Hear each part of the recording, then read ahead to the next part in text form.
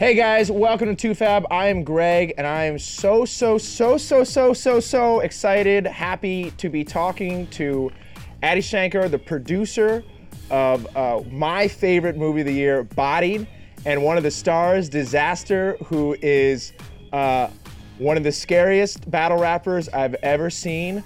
I know that makes me sound very white, but that's okay.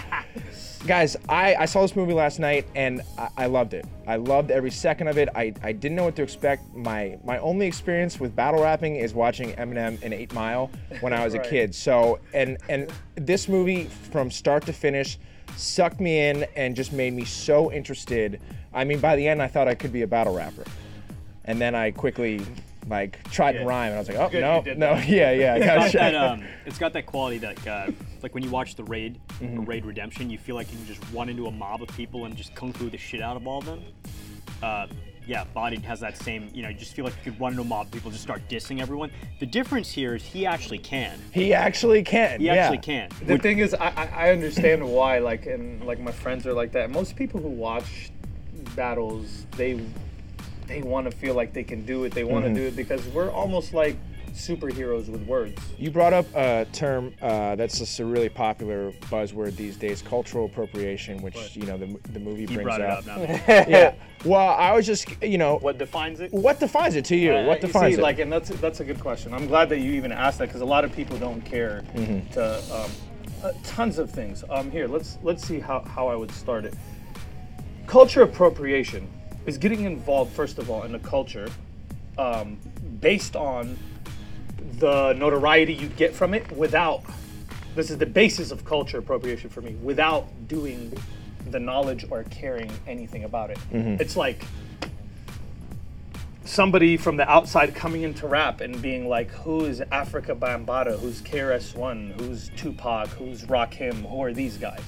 That's a culture appropriator. I can never be a rapper, by the way. Yeah. That just said because if you started rapping now, even if you were good at it, you would still have that part. Like, I did say that if you have bars, you could still battle. But to be part of this culture, you gotta be part of this culture. If you truly haven't lived this shit, and there's another thing, you have to have been there, as it moved along. This is something we've been a part of our whole life. You don't just decide to start doing it. From when you're a kid, you're involved in this hip hop shit. For me, the only thing I didn't do was pretty much breakdance, graffiti, all that shit. That's all part of the culture. And I feel like if you're just completely ignorant to all this shit and you just come in and you make a track in the studio and you have a good track and now you're a rapper, you a culture appropriator, and it don't matter what color you are, really. You gotta be part of the culture and understand it and really have sacrificed for it and been part of it to really just say that you are a part of it. Success doesn't give you that. That's my whole point. Success doesn't give you automatic pass. Oh, I sold millions of records. So what? You know what I'm saying? We don't give a about that shit, especially in our world, bro. You will get evaporated on the stage. He's scared. Yeah. I'm like, all those hopes and dreams watching Bodied, be like, I can be a battle rapper, just drained from my body. Because it's real life. Don't get that feeling. We don't want people to feel that. We want people to know this is real life. Don't try this at home. You know what? We should have that disclaimer in the beginning. Kids, don't fucking try this at home. You will really I love that. I love that. You know what I'm saying? Well, and there's also, to your larger point, right? There's a lot of, I think battle rap has become very mainstream in a lot of ways, with kind of James Corden has a battle rap show, and there's Drop the Mic and these other things. So there's all this stuff, and I want you to talk about that. I want you to talk yes, about thank that. you for. James Corden is a culture appropriator to the fullest. If there was a culture appropriating emblem, it would be his swollen little porky pig face. That's what would be the emblem of culture appropriating. It's getting involved in battle rap and not even knowing who the battlers are. I went over there to the set and that guy didn't even recognize me or any of the battle, me or Daylight. First of all, if you don't recognize Daylight's face, you're Wait, you said you went to the set of James Corden? We went to his set. They wanted us there to help them and give them authenticity, but they fucking didn't know nothing. Had a cast of all nerds. So this when he's first starting this segment on Late they were trying to do this shit. I'm not gonna sit over here and completely dump on him because I could all day, but that shit is a joke. We don't want anybody to think that that's battle rap. This is battle rap. Wait, I'm confused. So wait. So James Corden calls you up, has you come to the show. Right. And I had to introduce myself to him, and he just like, okay, and he walked away. Like he just didn't even know like anything about battle rap. Like he wanted to battle, but didn't want to do no kind of like, didn't even care. And even that show, the way it is, it's not to help battlers, it's to keep them behind the scenes and pretty much use them for all their abilities, their coaching, all their shit, and then put on the faces that they want to put on. Okay, this is culture appropriating. So when James Corden battles David Schwimmer, right. Who's writing that dialogue? I don't know who wrote that, but it doesn't matter who wrote that because the person is not getting, like, the battle scene is not getting the exposure for it. If a guy gets a check for it, that doesn't help the battle scene. That helps the person's check that wrote. See, for me, like when a show comes on, it has to plaster these people. You have to put us on top of your face. James Corden's little bitch ass goes under the source, and Roan and all the other people that are writing, or Kid Twist, Alec, they don't go in front of us. We're the ones that are doing this. You're coming to our culture. You're taking something we've bled for. You come from a different place. You're not even from here. This is where hip hop is from. You come from a different place so you could do this shit, but you don't want to know none of the shit that we're doing? Nah, culture appropriating bullshit. I'll never respect people like that. Straight the up. They ain't ready for my energy, bro. They're not ready for this shit because it's real. This is the shit that they don't want to be involved in. This is the shit people want to be involved in from far, make money off it, but not with the real shit and what it really is. That's amazing. Wouldn't you love to see him battle James Corden? I see that. See, if he really wants to show that he cares about the culture, then he'll stand there and let me tell him what I want to tell him without filtering it through all these suit and ties. Because that's what they do with their shit. They filter it through all these corporations. Some lame behind a table decides what battle rap is. No. You know what I'm saying? Let me say to you what the I want to say to you and put it out.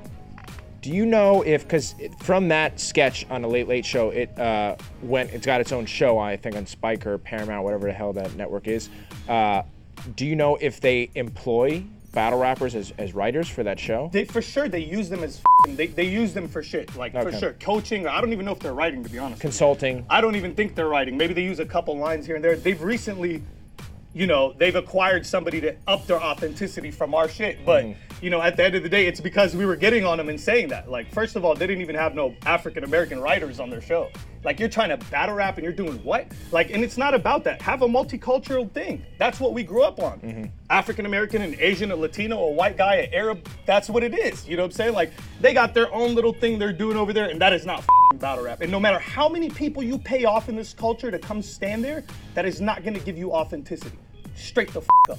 Yeah, this is authenticity. This is the character. This is Megaton right here, who I was afraid to talk to when I watched the movie last night. So, thank you for bringing that out. But I do think it's interesting that you have this subculture that is deep. It's got history, and it has it's basically raw and organic and authentic. It's our life, man. And it's your life, and then it kind of gets.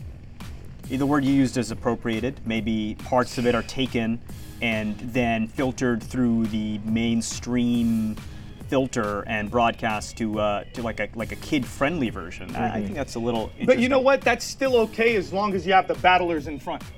Have their faces in front. Have them standing there. Don't put them behind the scene with the workers. Don't put them back there with the people doing the camera work, because that's not where they belong. They belong on the front. Every battler that's put their heart into this. You don't come after we create. Why do you think James Corden wants to be a part of this? Because we blew this up and he sees money in it, and his little suit and ties see money in it. That's appropriation. But if for once in their life, people decided to do it the right way, and that's Joseph Kahn, that's Adi, that's these guys that actually went, oh, we're gonna make a battle rap movie, but instead of being like all these other we're gonna give all the battlers the attention. Yep. You know what I'm saying? There's about 30 battlers. That was a big part of the film. It was to create a film of the culture, cast a lot of battle rappers in the film. Is all the main You should have battle asked me about that drop the mic shit. No, I love it. That's the headline. I didn't come here to talk about this shit. That's the headline article, and I didn't even come in here with that. Right. And another thing is, I want people to know is battle rap has been the source of lyrics for the industry for the past 20 years. See, what these famous musicians do, they come watch our battles, they steal our lines, and they remix them in their songs. Wow. And we've been hearing this for so long. Any examples? Everybody. Okay, everybody. I'm not calling anybody out. I'm saying everybody, because I'll go through everybody's shit right now and show them how we already said that bar. You know what I'm saying? And they could say, oh, we didn't watch it, or we didn't. Yeah. But like, trust me, bro. Like the music industry uses a lot of our shit because, bro, they need ghostwriters. Our shit, if you have a ghostwriter, you're getting your ass beat. Like you can't have a ghostwriter. I battled the guy that had a ghostwriter and I humiliated him, but that's another story.